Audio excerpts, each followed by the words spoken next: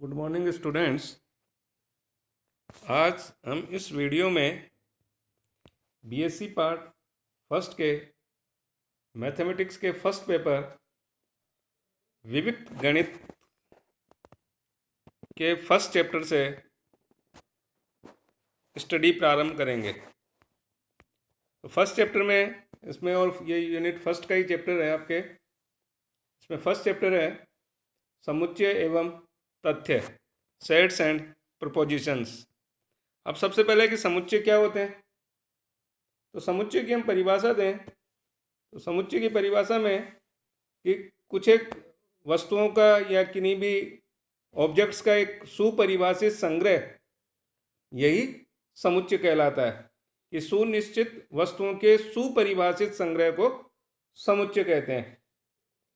अब समुच्चयों को अंग्रेजी वर्णमाला के जो कैपिटल लेटर्स होते हैं, जैसे capital A, capital B, capital C and so on, इनसे, और उसके जो अवयव हैं उनको अंग्रेजी वर्णमाला के स्मॉल लेटर्स जैसे small a, small b and so on, इनसे व्यक्त करते हैं। अब यदि कोई वस्तु ए, मान लीजिए किसी समुच्चय ए का कोई अवयव हो, तो इसे हम ए बिलोंग्स टू ए इससे व्यक्त करेंगे। तथा यदि ए समुच्चय ए का अवयव नहीं हो, तो इसे हम कहेंगे कि ए डज नॉट बिलोंग्स टू ए। अब समुच्चय का निरूपण या रिप्रेजेंटेशन ऑफ सेट्स क्या है, कि किसी भी समुच्चय के को दो प्रकार से निरूपित किया जा सकता है। उसमें पहला है सारणीबद्ध रूप या टेबुलर फॉर्म, और इसको रोस्टर फॉर्म भी बोलते हैं। तो इसमें हम क्या करते हैं कि समुच्चय के सभी अवयवों को एक सूची बनाकर उन्हें जो मजला ब्रैकेट होता है उसके अंदर लिख देते हैं।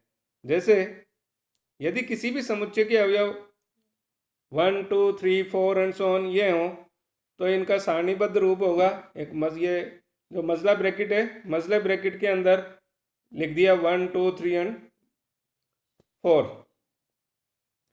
दूसरा समुच्चय का को रिप्रेजेंट करने का रूप होता है नियम रूप या समुच्चय निर्माण रूप, रूल फॉर्म और सेट बिल्डर फॉर्म। इस फॉर्म में क्या करेंगे कि इस रूप में समुच्चय के अवयव किसी विशेष गुणधर्म का पालन करते हैं और उसे उसी गुणधर्म को इसमें लिख दिया जाता है। जैसे यदि एक समुच्चय ए है, इसमें एलिमेंट्स है 1, 3, 5, 7 एंड सो ऑन, तो हम ये देखते हैं कि ये जैसे 1, 3, 5, 7 एंड सो ऑन, ये क्या है, ये विषम प्राकृत संख्याएं हैं या धन पूर्णांक संख्याएं हैं जो कि विषम है, ऑड नंबर्स हैं ये। तो इनको, इस समुच्चय को इस नियम रूप में लिखने के लिए क्या करेंगे कि इसको लिख सकते हैं A equals to set of all x such that x एक विषम धन पूर्णांक संख्या है। अब कुछ विशेष प्रकार के समुच्चयों में पहला है एक कैपिटल एन। कैपिटल एन होता है सेट ऑफ नेचुरल नंबर्स या प्राकृत संख्याओं का समुच्चय। प्राकृत संख्याओं के समुच्चय में कौन से एलिमेंट्स आते हैं जो हम काउंटिंग में काम में लेते हैं, जैसे 1, 2, 3, 4, 5 एंड सो ऑन, इस तरीके के जो एलिमेंट्स हैं ये प्राकृत संख्याओं का समुच्चय होगा। अब इन प्राकृत संख्याओं के समुच्चय में ही अगर अपन जीरो और शामिल कर दें, क्योंकि प्राकृत संख्याओं के समुच्चय में जीरो नहीं है, 1 से स्टार्ट हो रहे हैं, लेकिन अगर प्राकृत संख्याओं में एलिमेंट जीरो भी शामिल कर लें तो फिर ये समुच्चय हो जाता है, जिसको कि W से व्यक्त करते हैं। W मीन्स पूर्ण संख्याओं का समुच्चय या सेट ऑफ होल नंबर्स, और ये होंगे 0, 1, 2, 3, 4, 5 एंड सो ऑन। अब है धनात्मक पूर्णांक संख्याएं भी ले ली, धनात्मक प्राकृत संख्याएं भी ले ली, इनके नेगेटिव नंबर्स भी ले लिए और जीरो भी ले लिया। तो इस प्रकार का जो समुच्चय है कि 0, 1, 2, 3 and so on, -1, -2, -3 and so on, ये होता है पूर्णांकों का समुच्चय या सेट ऑफ इंटीजर्स, और इसे कैपिटल जेड या आई से व्यक्त करते हैं। अगला है परिमेय संख्याओं का समुच्चय, जो कि Q से व्यक्त किया जाता है। परिमेय संख्याओं के समुच्चय किस रूप में इसमें परिमेय संख्याएं किस रूप की होती हैं कि P अपॉन Q रूप की जितनी भी संख्याएं हैं, P अपॉन Q, जहाँ P और Q क्या है, दोनों Z के एलिमेंट्स या पूर्णांक संख्याएं हैं। लेकिन इसमें जो डिनोमिनेटर है Q, ये Q 0 के बराबर नहीं होना चाहिए और P और Q परस्पर अभाज्य संख्याएं होती हैं। तो इस प्रकार का जो समुच्चय है कि set of all P upon Q such that P and Q belongs to Z, Q does not equal to 0 and P और Q ये दोनों ही परस्पर अभाज्य संख्याएं हों, तो इस प्रकार का समुच्चय ये परिमेय संख्याओं का समुच्चय कहलाता है और इसे Q से व्यक्त करते हैं। फिर आता है वास्तविक संख्याओं का समुच्चय R। वास्तविक संख्याओं के समुच्चय को R से व्यक्त करते हैं। तो हमने ये जो भी पहले पढ़ी है कि प्राकृत संख्याएं हुई, पूर्ण संख्याएं हुई या पूर्णांक संख्याएं हुई या परिमेय संख्याएं हुई, ये सभी वास्तविक संख्याएं भी होती हैं। परिमेय संख्याओं के अलावा और संख्याएं भी होती हैं, अपरिमेय संख्याएं। जो संख्याएं परिमेय नहीं होती हैं वो अपरिमेय संख्याएं कहलाती हैं। अब प्राकृत संख्याएं, पूर्ण संख्याएं, पूर्णांक संख्याएं, परिमेय संख्याएं और अपरिमेय संख्याएं, ये सभी मिलकर ये सभी संख्याएं वास्तविक संख्याएं भी होती हैं और वास्तविक संख्याओं के समुच्चय को कैपिटल R से व्यक्त करते हैं। अब जो भी वास्तविक संख्याएं हैं उनमें जितने पॉजिटिव नंबर्स हैं, पॉजिटिव रियल नंबर्स हैं, तो उनका जो समुच्चय होगा उसको R प्लस से व्यक्त करते हैं, या इसे जो हम धनात्मक वास्तविक संख्याओं का समुच्चय या R प्लस कहेंगे। इसी तरीके से ऋणात्मक वास्तविक संख्याओं के समुच्चय को R माइनस से व्यक्त करेंगे। इसी तरीके से Q प्लस हो गई जो परिमेय संख्या है, उनमें जो धनात्मक संख्या है, तो धनात्मक परिमेय संख्याओं का जो समुच्चय होगा वो होगा Q प्लस। और इसी तरीके से ऋणात्मक परिमेय संख्याओं का समुच्चय Q माइनस ये होता है। इसके बाद आता है सम्मिश्र संख्याओं का समुच्चय। सम्मिश्र संख्याएं क्या होती हैं कि x प्लस आयोटा y, जहाँ x और y दोनों रियल नंबर्स हों, तो इस प्रकार की जो संख्याएं होंगी इनका जो समुच्चय होगा वो C से व्यक्त करते हैं और ये सम्मिश्र संख्याओं का समुच्चय कहलाता है। यहाँ आयोटा एक काल्पनिक संख्या होती है और आयोटा की जो वैल्यू होती है उसको वो होती है √-1। अब आता है समुच्चयों का प्रकार या टाइप्स ऑफ सेट्स। तो इसमें पहला जो समुच्चय है वो है एकल समुच्चय या सिंगलटन सेट। एकल समुच्चय क्या होता है कि ऐसा समुच्चय जिसमें केवल एक ही अवयव हो वो एकल समुच्चय कहलाता है। जैसे समुच्चय, एक एलिमेंट ले लिया हमने, जिसमें एक समुच्चय ऐसा लिया जिसमें केवल 2 लिख लिया, तो ये एक समुच्चय हो गया जिसमें केवल एक ही अवयव है 2। इसी तरीके से एक दूसरा समुच्चय जिसमें केवल एक ही अवयव 1 है, तो ये सभी कैसे होंगे, ये सिंगलटन सेट या एकल समुच्चय कहलाएंगे। इसी को हम यूँ भी लिख सकते हैं कि A equals to set of all x such that x एक सम अभाज्य संख्या है। और सम अभाज्य संख्या, अभाज्य संख्याएं उनमें जो सबसे छोटी संख्या होती है, अभाज्य संख्याओं में सबसे छोटी अभाज्य संख्या 2 होती है और ये सबसे छोटी सम अभाज्य संख्या भी है। तो ये एकमात्र सम अभाज्य संख्या है 2, तो इसका एक समुच्चय हो गया, तो ये सिंगलटन सेट हो गया। इसी तरीके से B equals to set of all x such that x³ equal to 1। x³ जहाँ x एक वास्तविक संख्या है, तो एक ऐसी वास्तविक संख्या जिसका अगर हम घन लें, क्यूब लें, तो वो 1 आए, तो वो केवल 1 ही होगी। तो ये एक तरीके से सिंगलटन सेट होगा। अब आगे आता है रिक्त समुच्चय। रिक्त समुच्चय या एम्प्टी सेट या इसको नल सेट भी बोलते हैं, कि ऐसा समुच्चय जिसमें कोई अवयव विद्यमान ही नहीं हो, ऐसा समुच्चय रिक्त समुच्चय कहलाता है। रिक्त समुच्चय को हम फाई से या एक छोटा ब्रैकेट, ये मझला ब्रैकेट लगा दिया जिसमें कोई एलिमेंट नहीं है, इस रूप में व्यक्त करते हैं। अब जैसे समुच्चय जीरो समुच्चय बनाए, एक समुच्चय में एक एलिमेंट ले रहे हैं हम जी और जीरो, और एक समुच्चय जिसमें कि एक एलिमेंट लिख दिया फाई, ये दोनों ही रिक्त समुच्चय नहीं है। क्यों? क्योंकि इन दोनों में एक समुच्चय ऐसा है जिसमें एक एलिमेंट जीरो है और दूसरे वाले समुच्चय में अवयव फाई है, तो ये रिक्त समुच्चय नहीं होंगे। अब आगे आता है परिमित समुच्चय या फाइनाइट सेट।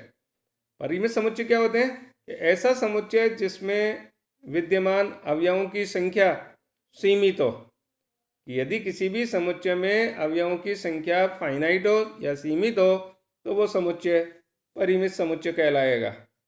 जैसे एग्जाम्पल के रूप में हम ले तो एक समुच्चय ले लिया ए इक्वस टू है, इसमें एलिमेंट्स है 1 2 3 4 और 5, तो इसमें केवल इस समुच्चय में केवल 5 अवयव है, तो यह समुच्चय कैसा हो गया?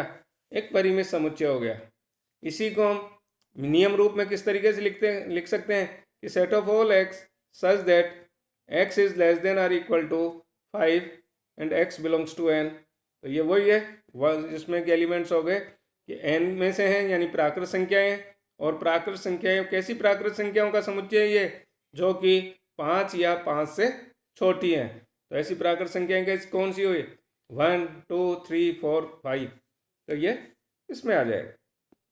तो ये एक परिमित समुच्चय का एग्जाम्पल हो गया। अब ये आगे आता है अपरिमित समुच्चय या इनफाइनाइट सेट। अपरिमित समुच्चय को क्या होगा कि ऐसा समुच्चय जिसमें अवयवों की संख्या असीमित या अनंत हो, वो अपरिमित समुच्चय कहलाता है। जैसे कोई भी एक समुच्चय लिया जिसमें हमने एलिमेंट्स लिख दिए कि 1 2 3 4 5 6 एंड सो ऑन, तो ये आगे तक चल रहा है। इसमें एलिमेंट्स ये नहीं पता हमें कितने एलिमेंट्स हैं, तो इसमें इसका मतलब हुआ कि इसमें अवयवों की संख्या असीमित हो गई या अपरिमित हो गई या अनंत हो गई, तो ये फिर कैसा समुच्चय हो गया? इनफाइनाइट सेट या अपरिमित समुच्चय हो गया। अब रिक्त समुच्चय जो होता है, रिक्त समुच्चय में अभी एक तरीके से कोई एलिमेंट नहीं है, तो रिक्त समुच्चय भी एक तरीके से एक परिमित समुच्चय ही होता है। अब आते हैं समान समुच्चय या इक्वल सेट क्या होंगे। कि कोई भी दो समुच्चय ए और बी ये समान समुच्चय कहलाएंगे। कब कहलाएंगे? यदि समुच्चय ए का प्रत्येक अवयव समुच्चय बी में और समुच्चय बी का प्रत्येक अवयव समुच्चय ए में भी विद्यमान हो। और इसे हम अगर ए का हर एक एलिमेंट बी में है और बी का हर एक एलिमेंट समुच्चय ए में है, तो हम कहेंगे कि ये समुच्चय ए और बी दोनों इक्वल सेट हैं और इन्हें ए इक्वल टू बी से व्यक्त करेंगे। जैसे ए इक्वल टू समुच्चय ए इक्वल टू ले रहे हैं जिसमें एलिमेंट्स हैं ए बी सी, और इसी तरीके से एक समुच्चय बी लिया जिसमें एलिमेंट ले रहे हैं सी ए और बी, तो ये दोनों में एलिमेंट्स तो वही हैं, क्रम उनका चेंज हो रहा है, बाकी एलिमेंट्स वही हैं। तो इसका मतलब है कि ए और बी दोनों इक्वल सेट्स हैं, अर्थात ए इक्वल्स टू बी। अब आता है तुल्य समुच्चय या इक्विवेलेंट सेट। इक्विवेलेंट सेट क्या होंगे? ये कोई भी दो समुच्चय ए और बी ये परस्पर तुल्य समुच्चय या इक्विवेलेंट सेट कहलाएंगे। कब कहलाएंगे? यदि इन दोनों समुच्चयों के मध्य एक ही की संगतता विद्यमान हो। एक ही की संगतता या 1-to-1 करस्पॉन्डेंस। 1-to-1 करस्पॉन्डेंस होने का क्या मतलब है? इसका मतलब है कि समुच्चय ए से समुच्चय बी में हम एक ऐसा फंक्शन डिफाइन कर सकते हैं जो कि 1-1-on-2 फंक्शन हो या एक ही की आच्छादक फलन हो। अब जैसे एग्जाम्पल के रूप में हम ले तो मान लिया जाए समुच्चय ए इक्वल्स टू है 1 2 3, और इसी तरीके से समुच्चय बी इक्वल्स टू है ए बी और सी। इसमें भी दोनों में ही 3-3 एलिमेंट है। समुच्चय ए में एक एलिमेंट है 1 2 और 3, और समुच्चय बी में एलिमेंट्स हैं ए बी और सी। अब हम एक फलन समुच्चय ए से समुच्चय बी में फलन एफ इस तरीके से परिभाषित कर सकें या कर सकते हैं कि जैसे मान लिया जाए 1 की इमेज ए है, 2 की इमेज बी है और 3 की इमेज सी है। यानी F1 equals to a, F2 equals to b और F3 इक्वस टू सी। तो इसका क्या मतलब हुआ कि इसमें हर एक अलग अलग एलिमेंट की इमेजेस भी अलग अलग है। और दूसरा, समुच्चय बी के प्रत्येक अवयव का पूर्व प्रतिबिंब समुच्चय ए में भी विद्यमान है। तो इसका मतलब क्या हुआ कि ये जो फलन है वो 1/1 फंक्शन हो गया, यानी ये एक एकैकी और आच्छादक फलन हो गया। इसलिए समुच्चय ए से बी में एक एकैकी संगतता स्थापित हो रखी है। तो हम कह सकते हैं कि यहाँ समुच्चय ए और बी तुल्य समुच्चय है, और इसे सिंबल के रूप में ए, और ये जो सिंबल है इक्विवेलेंट का सिंबल है, इसे ए इक्विवेलेंट टू बी से व्यक्त करते हैं। अब एक टिप्पणी के रूप में दें कि प्रत्येक समान समुच्चय, दो अगर इक्वल सेट्स हैं तो वो दोनों समुच्चय तुल्य समुच्चय होंगे, लेकिन दो तुल्य समुच्चय हो वो हमेशा समान समुच्चय हो ये आवश्यक नहीं है। अर्थात प्रत्येक समान समुच्चय तुल्य समुच्चय तो होता है, परंतु इसका विलोम सदैव सत्य नहीं है। अब अगला आता है परिमित समुच्चय की कोटि क्या होती है, या order of a finite set क्या होगा। तो कोई भी फाइनाइट सेट ए है, फाइनाइट सेट का मतलब परिमित समुच्चय जिसमें अवयवों की संख्या सीमित हो। तो जो परिमित समुच्चय है उसमें कितने अवयव विद्यमान है, जितने अवयव विद्यमान होंगे वही संख्या उस अवयव की या उस समुच्चय की कोटि कहलाएगी। अर्थात किसी भी परिमित समुच्चय ए में विद्यमान अवयवों की संख्या ये समुच्चय ए की कोटि कहलाती है या ऑर्डर कहलाता है, और इसे ऑर्डर ऑफ ए से व्यक्त करते हैं। जैसे यदि समुच्चय ए में अवयव है 1 2 3 4 6 एंड 8, तो अब इसमें हम देखें कि कितने अवयव आ रहे हैं, 1 2 3 4 5 और 6। इसमें अवयवों की समुच्चय में अवयवों की संख्या कितनी हुई, 6। देन कैसे हम कह सकते हैं कि order of A equals to 6। Thank you.